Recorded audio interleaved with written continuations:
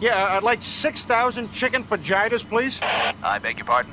6,000 chicken fajitas. And some people thought episode 99 wasn't significant. Oh, don't get me wrong, it's perfectly fine if you didn't like the episode, but the fact that some people were saying that the show was ruined for them or that it had no meaning in the grand scheme of things was a bit uncalled for, I have to say. I just want to point out that had the events of the last episode never happened, Aku wouldn't have gotten Jack's sword and probably would have lost. That bond that Jack formed with Ashi was his ultimate downfall, his ultimate defeat. He succumbed to his own compassion because he couldn't afford to lose another individual he cared about, and that to me has far more of an impact than Aku simply beating him in a duel. It gives even more of an explanation as to why the forced battle between the pair is more tragic.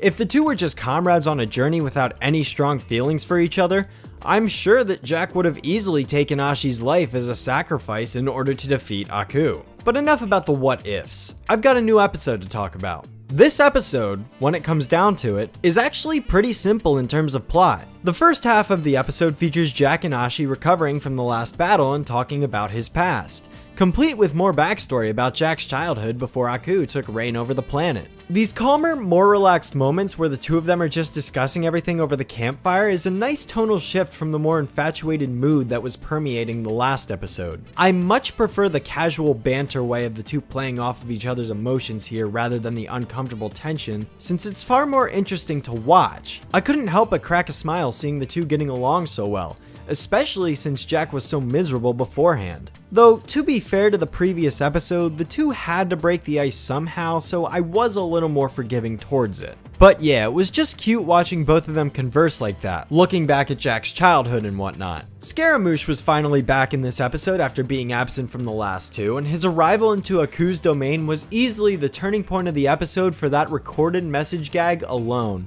Seriously, if there was an Aku-themed fast food chain around, you'd bet your ass I'd stop by to get a Shogun of Sorrows Super Sub Sandwich Supreme whenever I had the chance. This is truly what our planet needs. That and the Mulan Szechuan sauce. McDonald's, please make it happen. As you can probably guess, Scaramouche tells Aku that Jack's lost his sword, unknowing that he's since recovered his mighty blade, and that puts Aku in a good enough mood to snap him out of his Malaise. to go on a hunt for the samurai. Also, one thing I'd like to bring mention to, since it was something I pointed out during my impressions video of episode 97, was the coloring changes of Scaramouche's eyes. This is something that a lot of you pointed out to me that I thought was an error, but I'm fully convinced now that you guys were right when you said that it actually represents whether or not his head is controlling that of another body. I stand corrected there. It wasn't an error after all, but rather a really cool detail that I appreciate more now that I see why it was done. I still think that the eye color of the other dude is a mistake though.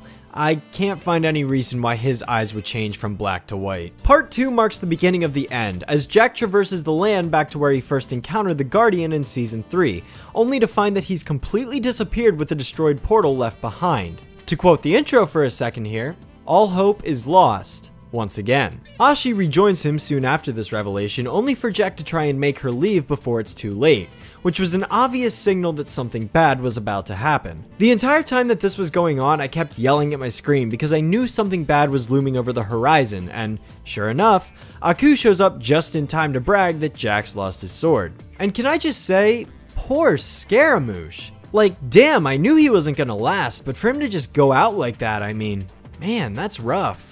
Rest in peace. Well, despite his death, there are still plenty of positives, and in this case, one of the big ones is the confirmation that the daughters of Aku really were his biological, for lack of a better term, daughters after all. I don't know how this woman could get pregnant just from drinking whatever it is Aku left for them, but hey, I'd rather not question it. Ugh.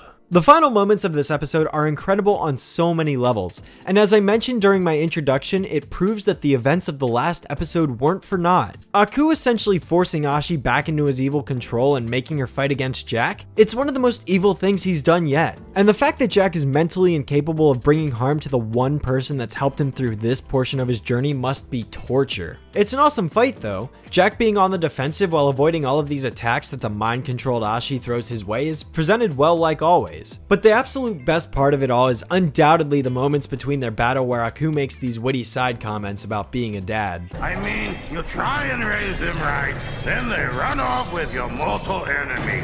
What's a dad to do?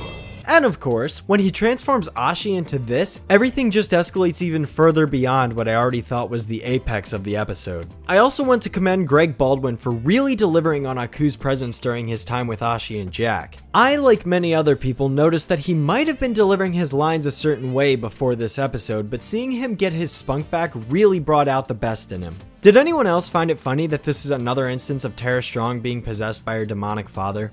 No? Just me? Well, after being unable to bring himself to kill Ashi and rid her from Aku's control, he surrenders his sword and the episode ends on a fantastically drawn portrait of Aku celebrating his victory over the samurai, leaving the episode off on a cliffhanger for the grand finale that's soon approaching. A lot certainly happens in this episode, especially during Act 2, but most of it is left up to the specifics of the conversation and the fighting rather than the events themselves. However, with Jack swordless once again in Ashi and Aku's control, that final episode can't get here soon enough. And that promo for the finale was one of the coolest things ever.